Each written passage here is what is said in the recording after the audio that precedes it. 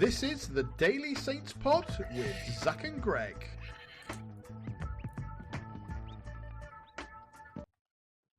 Hello and welcome back to the Daily Saints Pod. My name is Greg, and as always today, joined by my good friend and wonderful co-host, Zach. And mate, football occurred, and we won again. Football occurred. We did win again. That sure was some... It was all right. James Bree's goal, Ryan Hanning's goal was really good. We scored from set pieces, which is nice, because wild. The rest of the season, that's something that's been a struggle, right? We conceded a silly goal from a set piece, so not all of the cracks from the rest of the season are healed, and that's fine. So I don't even think it's cracks, mate. I just think that they were about as switched on for the game as you kind of expected, right? And you could tell because the performance levels got up so much in straight after their goal, right? All of a sudden it was it's like when you're playing your younger brother on FIFA, right?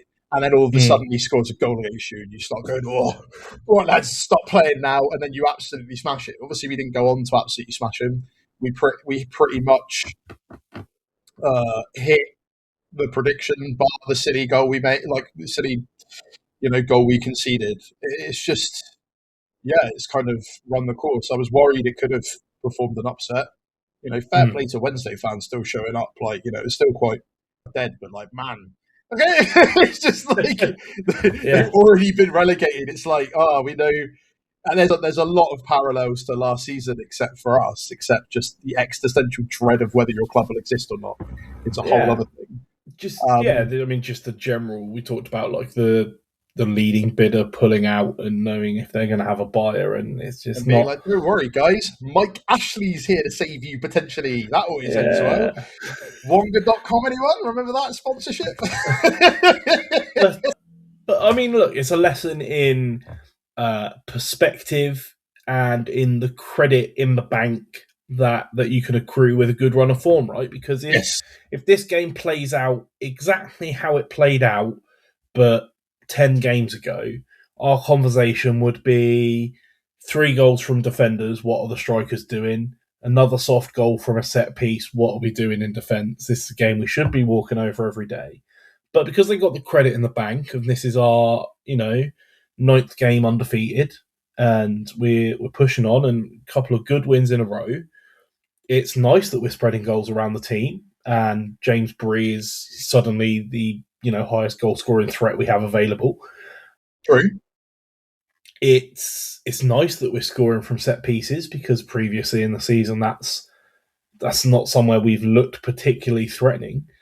And it's nice that we were able to deal with the minor adversity of conceding a daft goal and actually switch back on and go and get another one to seal the deal for sure, because they're the sort of moments in the game that the rest of the season that hasn't been the case. So there are lots of positives to take from it, and it was, you're right, it was almost complacent is how I would approach it, right? They almost were caught napping, taking it for granted, but at the end of the day we did enough to get it over the line, and that's what we need to do heading into the period of the season, whereas the teams around us keep winning as well. Every game is a proper must-win game. So this is true.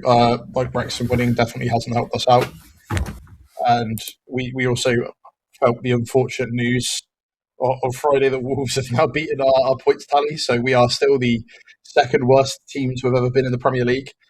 So yeah, you're right. The positive, there are positives from the game for sure. I just think that it almost had considering how important it was, but because of maybe that sense of complacency, it almost felt a little bit FA Cup like. The goals were eventually coming, they came. It was thank goodness. Then all of a sudden they scored, and it was let's get back to it. And now we've scored the third, we're fine. And obviously there was a lot of talk beforehand with the absentees. Obviously Ross Stewart's name incredibly noticeable. And apparently he's just got a small thing, which I'm really hoping that's the case and not just I mean, I'm in two minds on it because of his injury history in his past, you immediately jump in your brain to the worst.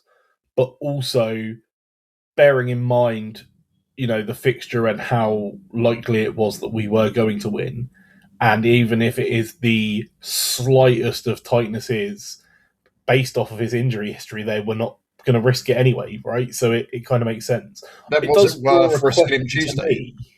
Yeah, it does draw a question to me as why we bought him on Tuesday in a dead game. Okay, good. We're on the same wavelength. Sorry to interrupt. Yeah, it's crazy, right? Like, I questioned it then. I question it You even did. more You now. were one of the first people to question it, and it did seem confusing because we were already winning. But as they also pointed out to you at that point, they wanted to continue playing in that specific style, and unfortunately, we've only got two players that are capable of that. Right? It's just the fact of the matter. But it was good. Larin looked good. Like, just again, it's just lacking the goal. I think anyone that's critical, just find it a bit weird because it's almost like kind of reminds me of like Shane Long. Shane Long's gone like once a year, but the Yeah, work he will do off the ball he's is like scored more two important. already in his 3.5 games for Yeah, us. not too And bad. he was in the right positions to get chances yesterday. He had that one that was a beautiful layoff from Azaz that the keeper did well with, and then one unfortunate one where he was under pressure and put it wide. One where he but, Adam Armstrong bit a little bit. Yeah, but even then, he's putting the work in, getting into those positions, getting those chances, and being a handful for the defenders and creating the spaces. I mean, there were 3 or 4 times that Leo broke past the fullback and should have been squaring it to Larin 100% of the time and took a shot where the keeper saved, and one in particular where it was a particularly poor shot. But, but Leo's afforded that space because Larin's requiring, the hard work and the marking. So it's all about the balance. It's looking good. And sure, none of our forward players scored, but they all had chances and made opportunities and looked pretty sharp and pretty good. Azaz seems to be back to pinging the ball around with confidence. I mean, Leo running at and taking them on and taking it past defenders and assisting goals is not really a surprise to anyone at any point ever, right? So it's just Leo things. But Matsky looking sharp, looking good. Won the free kick for Manning to score. Nice bit of competition that space now as well. Yeah, and Bree scored what is third and 4, which is again like what you'd expect from a striker. Which it's just so nice to have Bree back. Just massive question marks again as to why we sent him out on loan at the start of the season. Because again, like I feel like they were playing the way they were playing, and then eventually they realised they wanted to go to a fullback. And I also just wonder, like maybe he wanted to have the time away, and maybe Nathan Jones came in early enough. Maybe he didn't gel with Will Still. We'll never quite know why. But you're right. To be honest, the good thing is that we did bring him back, mate. Right? Yeah. Like we could have just left him because you're right. There's an alternative timeline where he doesn't go out on loan to Charlton and just becomes one of these players stuck in the sort of sack of misery that was still around the camp. That somehow Tonda seems to have somehow switched the mentality on and got us winning again. Yeah. You say that there's been significantly more movement, right, than we let on, and that was part of our criticism of the January window. And it's starting to look again. It's starting to look like our criticism was unwarranted. That's right up until we pick up an injury. Right, that's kind of where I'm at the moment. Like if either Stuart or Larin go out, bit of a problem at that point. And I don't know if we'll be able to carry it on. But currently, the roll of the dice has come up good.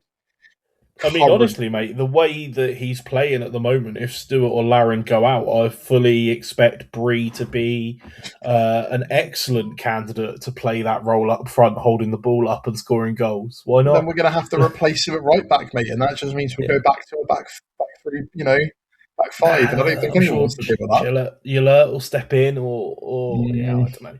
You're right. It is the main problem and the main point of concern. Is It's a that very depth delicate in stack that of area? cards. That's all Yeah, that I worry about. those two areas specifically, right? Fullbacks and strikers. We've got 43 midfielders. We're not If worried they could about all the suddenly start rotation of that. changing and playing other positions, that would probably be really beneficial.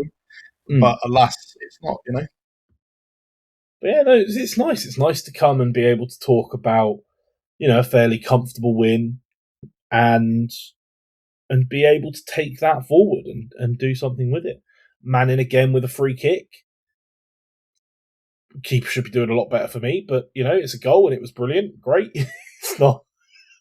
It wasn't like pinpoint to the top corner, was it? But you can't take away from it. Still a good goal, good strike. That's his third direct free kick of the season, which is nuts. Right, James Ward-Prowse, calm down. Yeah. By the looks of it, didn't have a great game for Burnley the other day.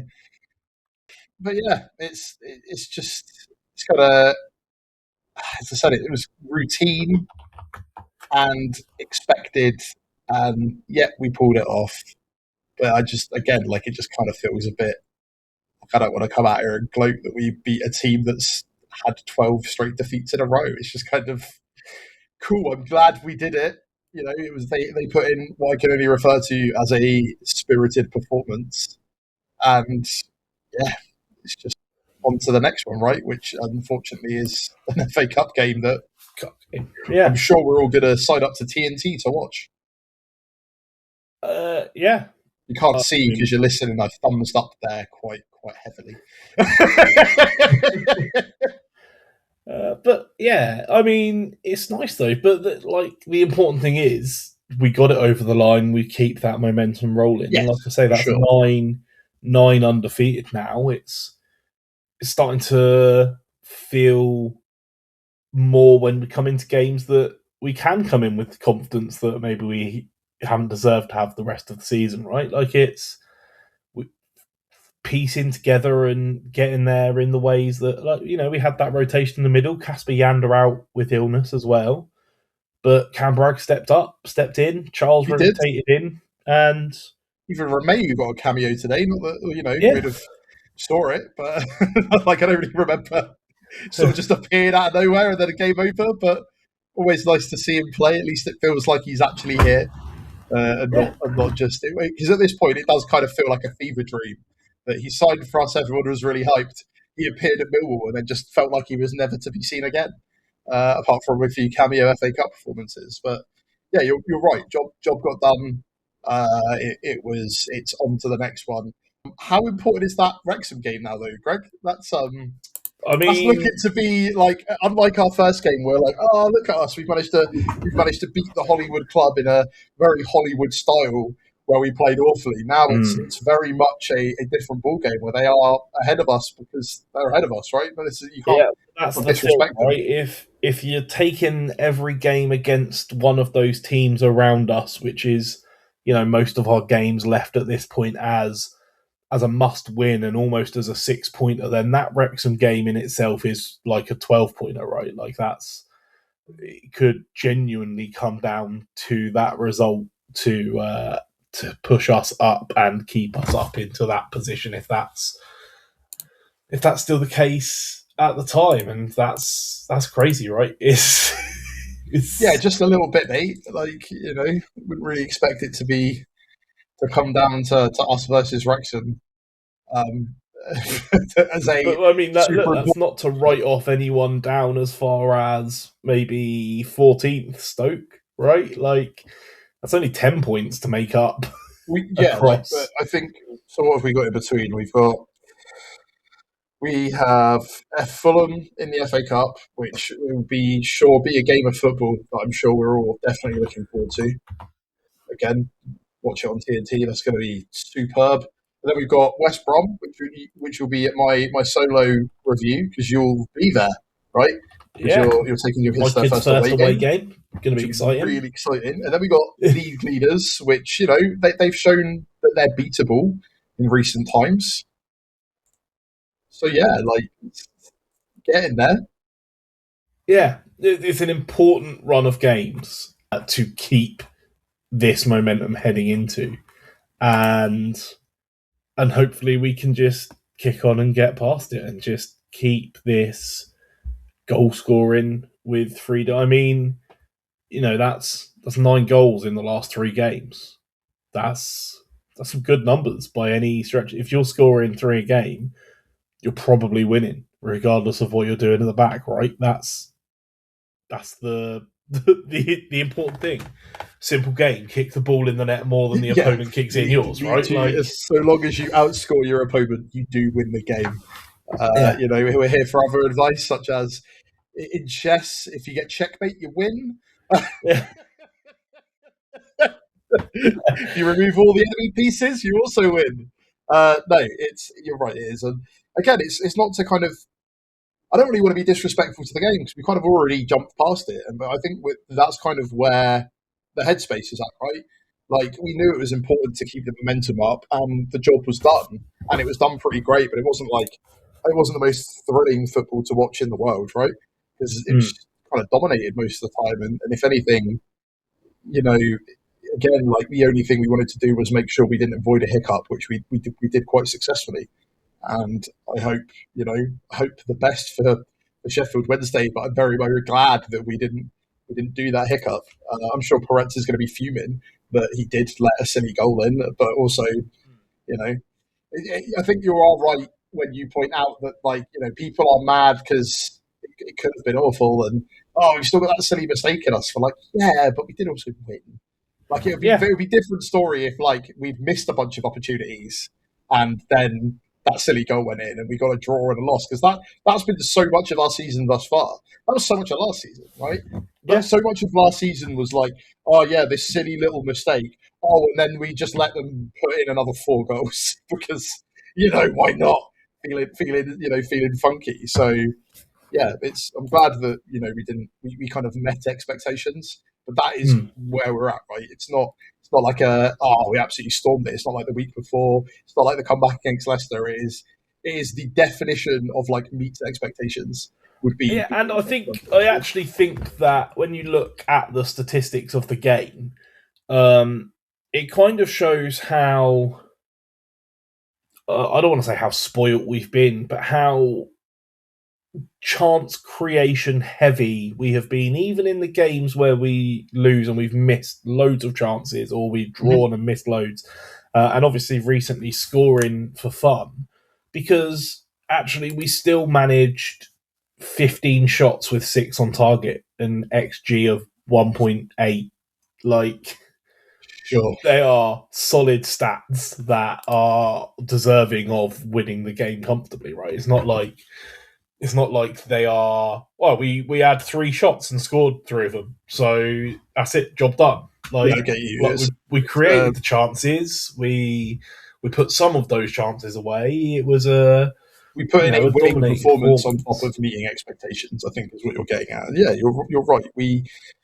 We put in a good performance, which we have been doing quite a lot recently, and it's been a joy to watch. It was just I struggled a bit watching that game more than usual, mate. And I don't know if it's because once the kind of expectations have been met, which again, you could see it the players, we're 2 goals up now, done.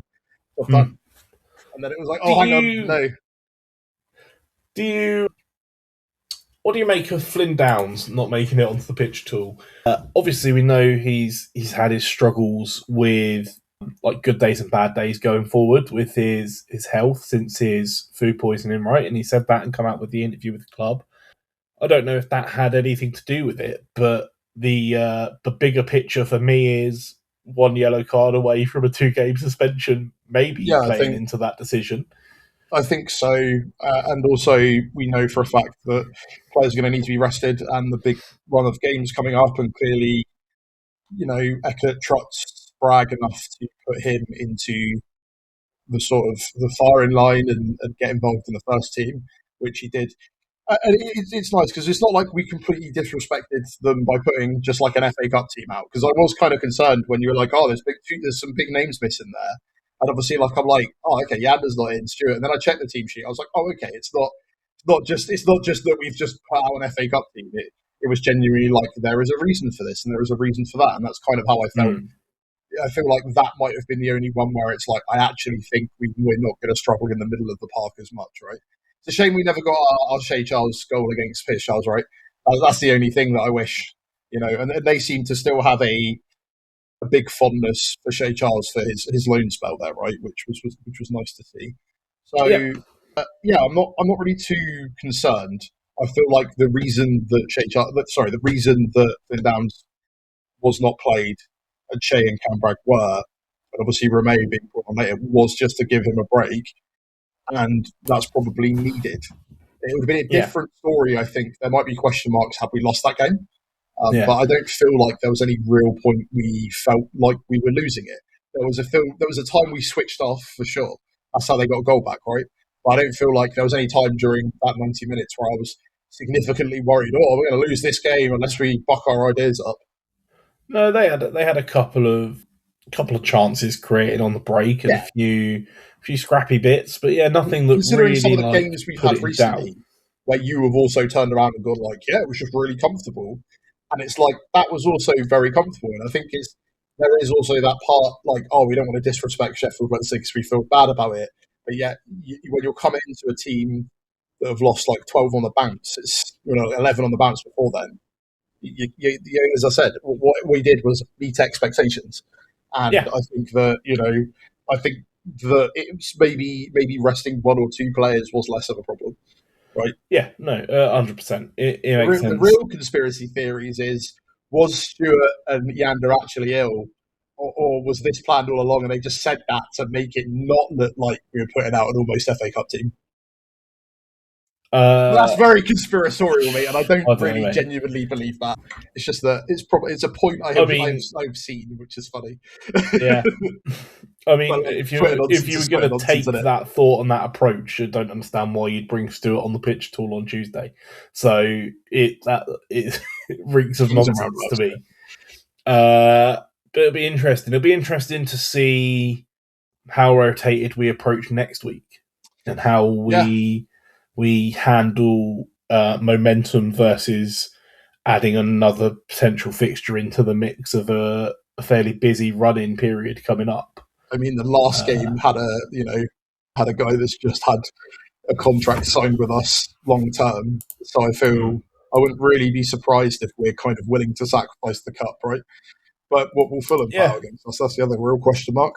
Well, I mean, Fulham sat in 9th in the Premier League at the moment, arguably within kicking range of like a European place, if that's what they're fighting for this season. But maybe an easier path to a European place would be stick a strong team out in the Cup. We were only, 3 games away from Wembley, so there's a reasonably good chance they take it pretty seriously because, as all of the talk of the Premier League and the Championship, right? We talk about the Championship being a more physical league, and let's face it, there are 6 more games, right? Like, it's a much more congested schedule with a sort of higher level of physicality, I think, than so they should be afforded the opportunity to put out a better team and push for the cup. It's the sort of Premier League team who are likely to give it a good go for that very reason, right? If nothing else. So, I don't know. It'll be an interesting game at, midday on a Sunday. Why not? Yeah, well, I think we've already abundantly made it clear our feelings on when that game is shown. Yeah. I mean, look, I'll be sat comfortably on my sofa with a cup of tea, and at that time of the day on a Sunday, maybe a bacon roll. And you're right; it is essentially a morning game. But having to get up early and travel to London for all of those fans going away, it's good effort from them and poor from the broadcast, isn't it? It's just is what it is, though. Modern day football and all of its glory, right? So true that, mate. True that. But look, I think that's just about all we've got time for, mate. So let's call it there. Let's wrap up for the evening. Listen, let us know in the socials, in the comments, how you felt about the game. Positive? Feeling good? great form of momentum, or are some of the smaller points like taking the foot off the gas more of a point of concern for you? Let us know. We love to hear from you. We are Daily Saints Pod, absolutely everywhere. TikTok, Instagram, Facebook, YouTube, Blue Sky, X, everywhere. Hit us up, let us know. Like I say, we love hearing from you. Reading through your comments brings us joy and gives us more to talk about every day. The amount of times just reading one of your comments has triggered a conversation, that's triggered a thought, that's triggered an episode is so frequent. It's brilliant. So thank you for all of that. Thank you everyone for listening, and thank you as always, Zach, for joining me. Thank you, mate. We'll be back tomorrow with more Saints goodness. But until then, have a wonderful day, everyone, and we'll see you then. This is the Daily Saints Pod with Zach and Greg.